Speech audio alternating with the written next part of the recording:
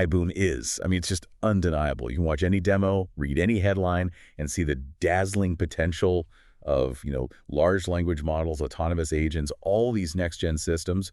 But there's a massive problem, a gaping chasm between that dazzling capability in the clean, sterile lab and the chaotic, messy legacy reality of the enterprise. It really is the moment of truth for the entire AI ecosystem. We've spent years in this age of pure research building bigger, better models, and now those massive investments are facing one, strict scrutiny, measurable return on investment. The value is absolutely there, but for most companies, it's completely locked away. And our mission in this deep dive is to explore the single role created to bridge that chasm, the one indispensable component that turns AI potential into cold, hard profit.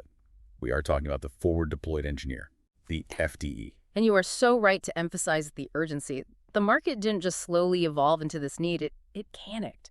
We found data showing that FDE job postings skyrocketed by over 800% between January and September of 2025. That is not steady growth. That indicates a fundamental urgent demand. 800%.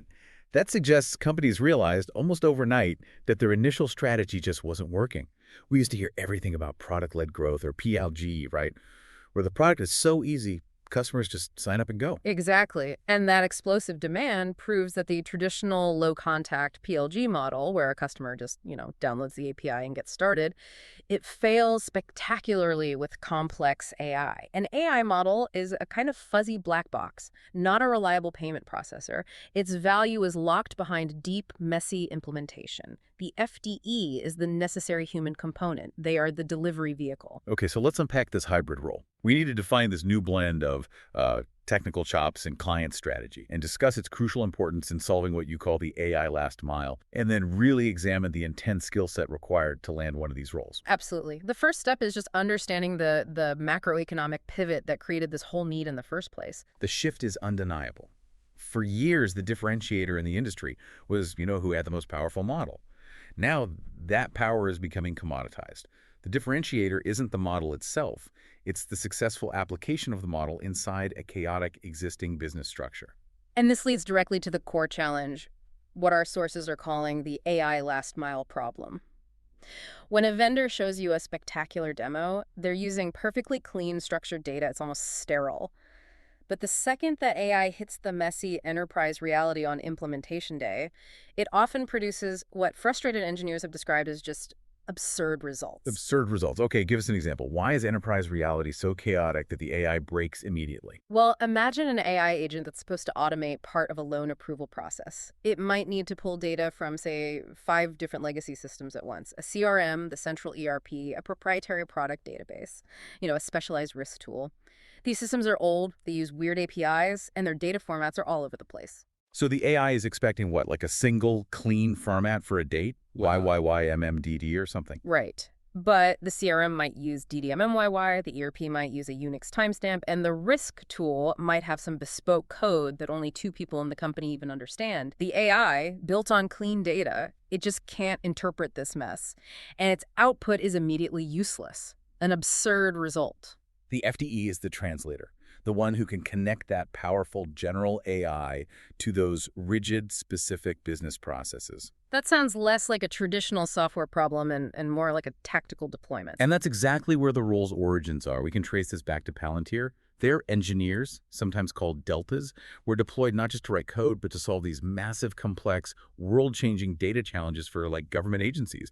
These were problems no off-the-shelf software could possibly fix. Right. That military deployment analogy, the special forces idea, is so critical here. But how does that mission fundamentally change their day-to-day focus compared to a traditional software engineer, a SWE? It all comes down to accountability. A traditional SWE is focused on horizontal scalability, so one capability serving multiple customers. Their success is measured by the reusability and robustness of the features they build, right? They're often isolated from the end user. But the FDE flips that accountability structure completely. Their mission is vertical depth.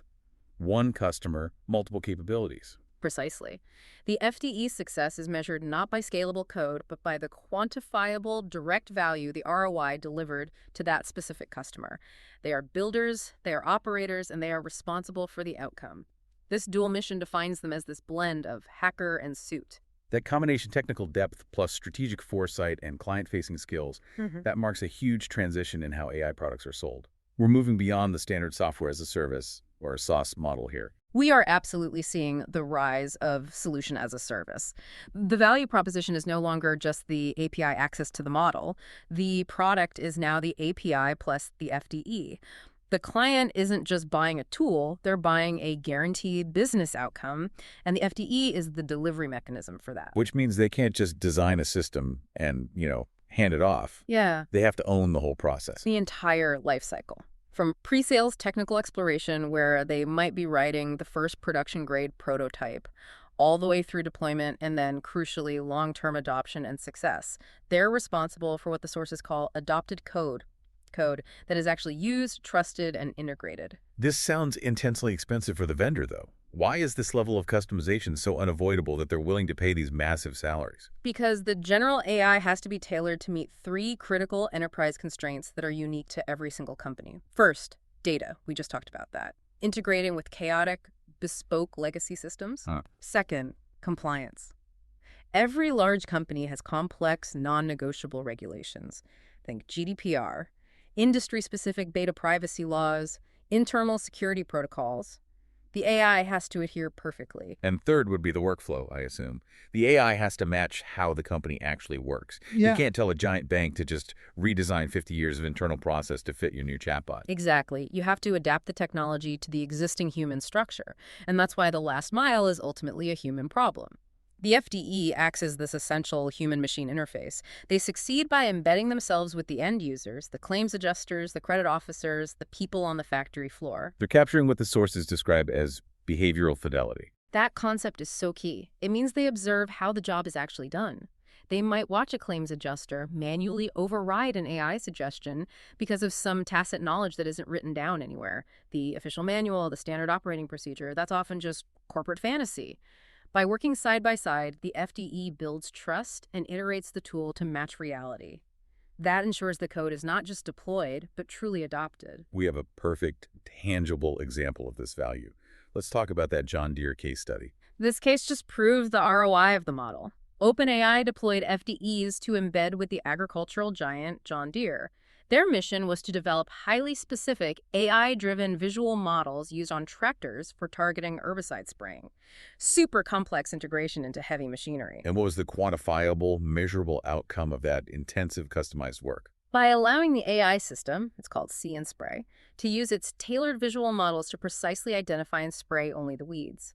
The solution reduced the overall chemical spraying by a massive 60 to 70%. Think about that. That's monumental cost savings in inventory and a huge environmental benefit. That kind of bespoke operational outcome is it's utterly impossible without that embedded FDE work. And this is the hard data that validates the trade margin for moat theory. Okay, so FDEs are expensive, they drive up initial costs, but that intense integration builds a sticky moat. They become so deeply embedded with the customer's core systems that it creates an extremely durable competitive advantage. A competitor simply cannot rip it out and replace it later. The FTE salary is basically an investment in locking that customer in. They're building a barrier to entry. So we've defined the mission. It sounds less like an engineer and more like a high-stakes co-founder, really. The person in this role has to constantly balance what the customer needs, desirability, what's technically possible, feasibility, what makes commercial sense, viability, the DVF framework. That balancing act is what defines the T-shaped talent. They need immense depth and breadth. On the hacker side, the tech stack is staggering. They have to be full-stack engineers first. So Python, cloud deployment on AWS or Azure, containerization with Kubernetes. And then you layer on the full stack AI expertise. This is where it gets really dense. They have to be experts in building robust LLM-driven applications, designing advanced RG systems, that's retrieval augmented generation. It allows the AI to search a company's massive library of internal documents before it answers. So you're making the general model specific and smart by giving it proprietary knowledge. Exactly. And they need to understand model performance optimization. This isn't just about elegant code, it's about speed. If the AI is slow, the customer loses money and trust. They need skills and methods like LoRa Cora for efficient fine-tuning, specialized engines for inference, making sure the AI responds in milliseconds, not seconds. Okay, so a top-tier coder and an AI expert. But the suit skills, the soft skills, are just as vital, maybe even more so. Oh, absolutely. They need powerful communication and empathy. They have to be able to translate complex technical jargon like RE or Kubernetes into plain English for an executive who only cares about the bottom line. They need business acumen to map problems to solutions and an entrepreneurial mindset to operate in total ambiguity. To help you, the listener, categorize this, let's use that comparison matrix from the sources. This is where the aha moment happens. An FDE is not a solutions architect, an SA. No. A solutions architect designs the high-level solution, usually pre-sale, and then hands off the blueprint. The FDE is the person who grabs the tools and implements the production code. They deploy it, they debug it, they own the long-term adoption. The SA designs, the FDE is accountable for the delivery. And they're certainly not just a consultant charging by the hour. Right, a consultant is external, they're tool agnostic, and they provide advice. FDEs are embedded product engineers. They use their company's platform, and their main metric is not billable hours, it's platform adoption and product feedback. They are the field operatives gathering invaluable intelligence. Which leads us to the final strategic paradox of this role. Yeah.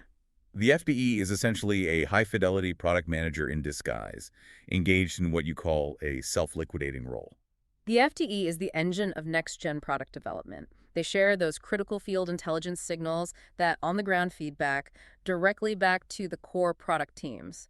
So the FDE's ultimate strategic mission is to learn enough from the field, from that one specific customer, to codify work patterns into generalized tools and playbooks. So they automate their own customized work, pushing the product back toward a scalable, lower-cost model in the future. They are paid a fortune to make themselves eventually unnecessary for that particular client. Exactly. They're high-cost, high-value, temporary scaffolding for long-term platform strength.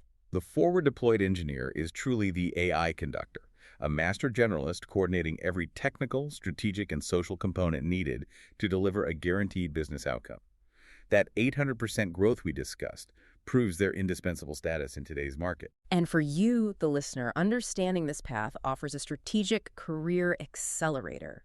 It demands unparalleled skill diversification. You get deep technical depth, high-level business acumen, incredible communication skills, all while getting direct exposure to income generation and executive decision makers. It's an ideal incubator for future founders, product leaders, and tech executives. It's a high-value, highly desirable role, attracting the very best talent. But here is the final provocative thought to consider.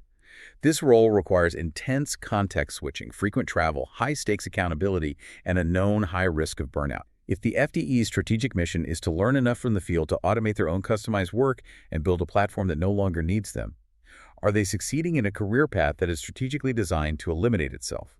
Think about that paradox as you navigate your next career move.